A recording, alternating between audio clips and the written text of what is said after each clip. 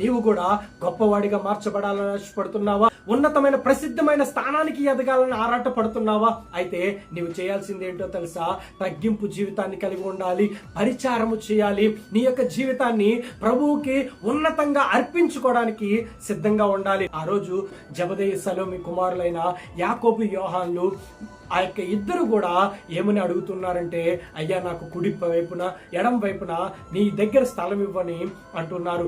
వారిద్దరూ అత్యాశకు పోయి నన్ను ఒక రైట్ హ్యాండ్ గా నన్ను ఒక లెఫ్ట్ హ్యాండ్ గా చేసేమని అనుకున్నారు. కానీ వారు చేయాల్సింది ఏంటంటే, వారు పరిచారం చేయకుండా, వారు తగ్గింపు జీవితాన్ని కలిగి ఉండకుండా, వారు డౌన్ టు ఎర్త్ లేకుండా రైట్ హ్యాండ్ లెఫ్ట్ హ్యాండ్ గా మార్చబడాలని ఆరాటపడ్డారు. కానీ యేసుక్రీస్తు ప్రభువు వారు సున్నితంగా తిరస్కరించాడు. అయ్యా అది నా చేతుల్లో లేదు, నన్ను పంపించిన నా తండ్రి చిత్తంలోనే ఉన్నది. ఈ రోజు నీవు కూడా దేవునికి రైట్ హ్యాండ్ గా లెఫ్ట్ హ్యాండ్ గా మార్చబడిపోవాలి. నేను డౌన్ టు ఎర్త్ వెళ్ళను, నేను ప్రార్థన చేయను, వాక్యము చదవను, నా ఇష్టానుసారంగా జీవిస్తాను, పాపంలోనే బ్రతుకుతాను, పాపపు వేచ్ఛలతోను భోగేచ్ఛలతోను ఈ యొక్క లోకానుసారంగా జీవిస్తాను.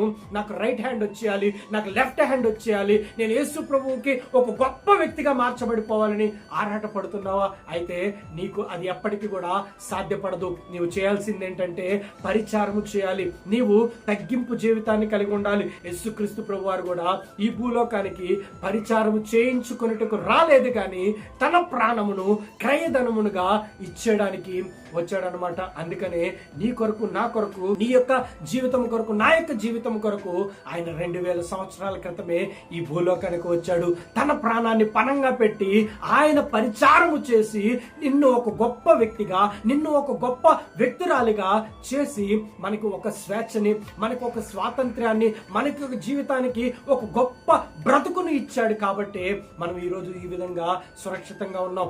గొప్పవాడిగా ఉండాలనుకుంటున్నావా? పరిచారకుడిగా ఉండాలనుకుంటున్నావు? ఒకవేళ నీవు గొప్పవాడిగా ఉండాలనుకుంటే, ఒకవేళ నీ జీవితం గొప్పగా ఉండాలనుకుంటే, ఒకవేళ నీ బ్రతుకు ఉన్నతంగా ఉండాలనుకుంటే, ప్రసిద్ధి చెందిన వ్యక్తిగా మార్చబడాలి అనుకుంటే, నీవు చేయాల్సిందంతా పరిచర్య చేయాలి, పరిచారము చేయాలి, నీ జీవితాన్ని తగ్గించుకోవాలి, నీ బ్రతుకుని తగ్గింపు జీవితాన్ని కలిగి యేసు కొరకు నిలవబడాలి, యేసు కొరకు నీవు జీవించాలి, యేసు కొరకు హతసాక్షిగా మార్చబడడానికి కూడా నీవు సంసిద్ధంగా ఉండాలి.